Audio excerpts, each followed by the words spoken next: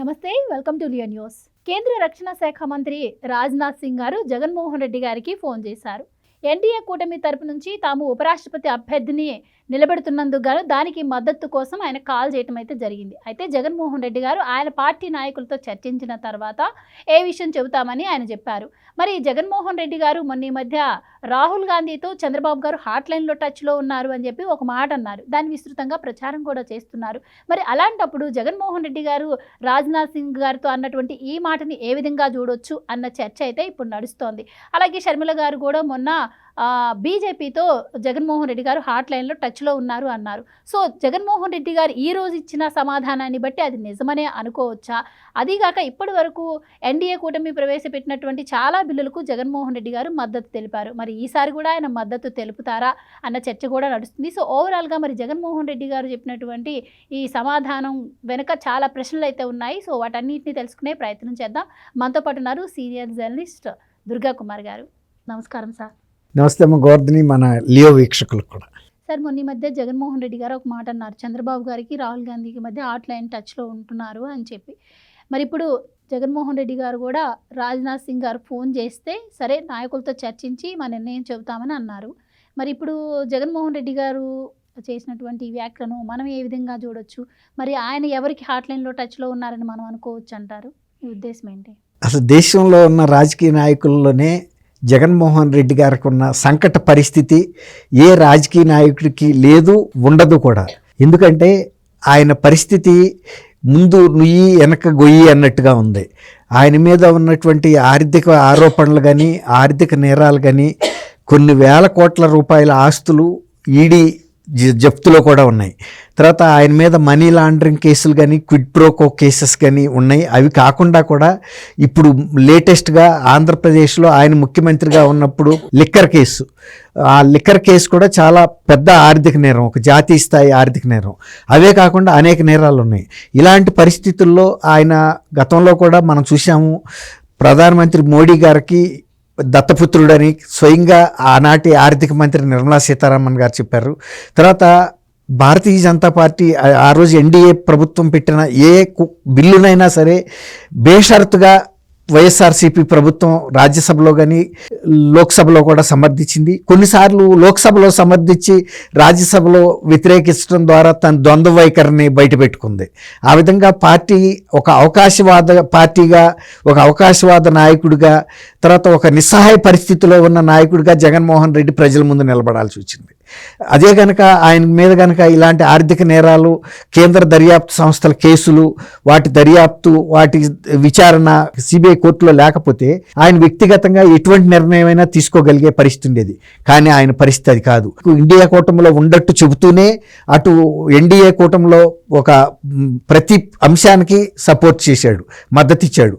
ఇప్పుడు కూడా ఎన్డీఏ కూటమి రాష్ట్రపతి ఎన్నిక ఒక ఏకగ్రీవంగా చేయాలనే ప్రయత్నంలో రాజ్నాథ్ సింగ్ గారు అనేక మంది వివిధ రాజకీయ పార్టీలకు చెందిన నాయకులతో ఫోన్లో మాట్లాడి మీరు సహకరించండి. ఈ ఉపరాష్ట్రపతి అనే ఎన్నిక అనేది ఒక రకంగా చూస్తే అది ఒక గౌరవప్రదమైన పోస్టే తప్ప పెద్ద అధికారం ఉన్న పోస్ట్ కాదు. రాష్ట్రపతి అంటే అది వేరే మాట. ఈవెన్ రాష్ట్రపతి కూడా ఒక గౌరవప్రదమైన రాజ్యాంగ పదవే తప్ప ఎగ్జిక్యూటివ్ పోస్ట్ కాదు. అలాంటప్పుడు వీళ్ళున్నంత వరకు ఇండియా కూటమి కూడా ఏం చేస్తుంటే వాళ్ళు గెలిచే అవకాశం లేని సందర్భంలో పోటీ పెట్టి మాత్రం ఎందుకు, ఒక రకంగా ఒక అధికార పార్టీతో సహకరించి గౌరవప్రదంగా ముగిస్తా అనేది ఒక వ్యూహం కాదు. ఈ మన బలం ఎంతన్నా ఉన్నాయి, మన అభ్యర్థిని కూడా పోటీ పెట్టి పోటీలో నిలబడ్డాము అనిపించే సందర్భాల్లో కూడా ఓడిపోతామని తెలిసిన సందర్భాల్లో కూడా ఏ రాజకీయ పార్టీ అయినా కూటమైనా పోటీ చేశారు.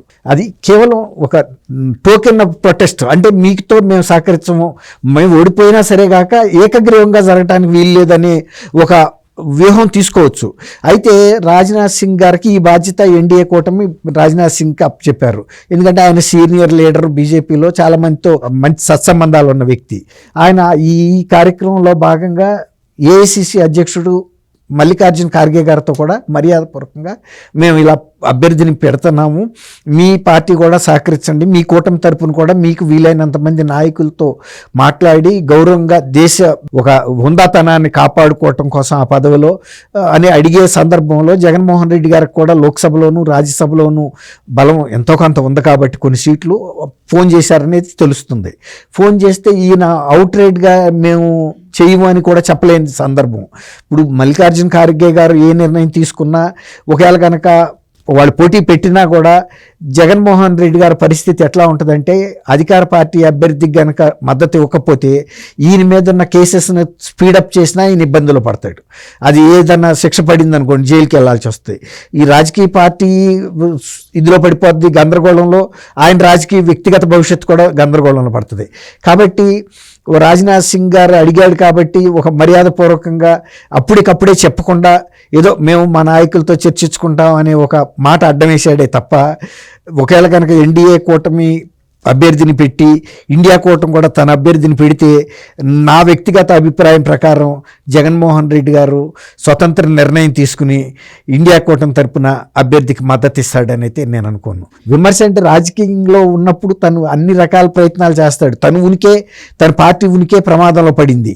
అసలు ఆంధ్రప్రదేశ్లోనే అసలు తన నాయకుల్లోనే నమ్మకం లేదు. అసలు జగన్మోహన్ రెడ్డి తను ఈ కేసులన్నింటిలోంచి బయటపడగలుగుతాడా, వెంటనే అరెస్టులు కనుక అయితే రాజకీయ పార్టీ భవిష్యత్తు ఏంటి, మన భవిష్యత్తు ఏంటని ఇంత గందరగోళ పరిస్థితుల్లో ఏదో తను చేయాలని ఒక విమర్శ చేయటమే కానీ, చంద్రబాబు నాయుడు గారు రాహుల్ గాంధీతో మాట్లాడదలుచుకుంటే ఆయనకి రాహుల్ గాంధీ గారితో ఏం పని ఉంటుంది? ఏదైనా ఉంటే ప్రైమ్ మినిస్టర్తో ఉంటుంది.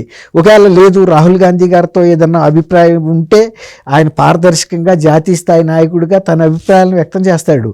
అంతేగాని తెరచాటు రాజకీయాలు చేసే వ్యక్తి అయితే చంద్రబాబు నాయుడు గారు కాదు, ఆయనకు అవసరం కూడా లేదు.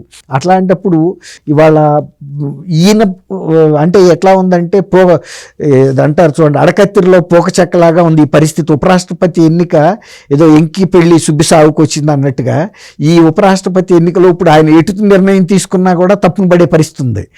ఎటు నిర్ణయం తీసుకోలేడు. ఒకవేళ కనుక ఇండియా కూటమి అభ్యర్థికి కనుక మద్దతు కనుక ఇచ్చి నేను వాళ్ళకి చేయను అంటే వాళ్ళు కనుక కేసెస్ కనుక స్పీడప్ చేస్తే పరిస్థితి ప్రమాదం. అట్లా అని ఈ కూటమితో కాదు, చంద్రబాబు నాయుడు గారు ఆల్రెడీ ఉన్న కూటమి కూడా ఈయన కూడా వెళ్ళాడు అనుకోండి. ఆల్రెడీ తెరచాటు ఇవి ఉన్నాయి, కానీ రేపు బహిరంగంగా చెప్పాల్సిన పరిస్థితి వస్తుంది.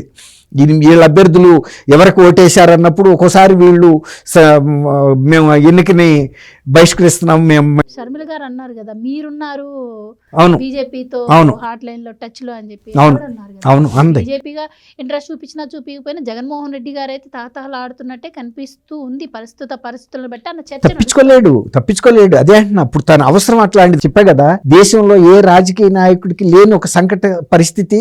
ఆయన ఎటు చెప్పుకోలేడు. ఇటు నేను రాహుల్ గాంధీ వైపు ఉన్నానని చెప్పలేడు, ఇండియా కూటమి వైపు, అట్టని ఎన్డీఏ కూటమి వైపు ఉండాలని కూడా చెప్పుకోలేడు.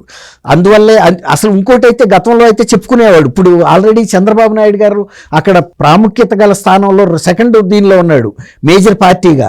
అందువల్ల వరలో రెండు కత్తులు ఇమ్మడం అన్నట్టు ఇవాళ చంద్రబాబు నాయుడు గారు ఉన్న కూటమిలో ఆయన ఉండటానికి సిగ్గుపడుతున్నాడు, తన ఉనికి ప్రమాదంలో పడుతుందని. కాబట్టి ఇవాళ ఆయనకి సంకట పరిస్థితి. అట్లాంటప్పుడు ఏం చేస్తాడంటే, మేము రెండిట్లో ఎవరిని అభ్యర్థులని మేము మద్దతు ఇవ్వము, సైలెంట్ మౌనం వహిస్తాం అన్నట్టుగా నిర్ణయం తీసుకునే అవకాశం అయితే ఉంది. కాబట్టి డైరెక్ట్గా ఇప్పుడు షర్మిల గారు వేసిన ప్రశ్నకి సమాధానం ఆయన చెప్పగలిగిన స్థితిలో లేడు. ఇక మౌనమే సమాధానం. Right sir, thank you so much. Thank you అమ్మ గోవర్ధని, మన వీక్షకులు. Please subscribe to Leo news for more videos.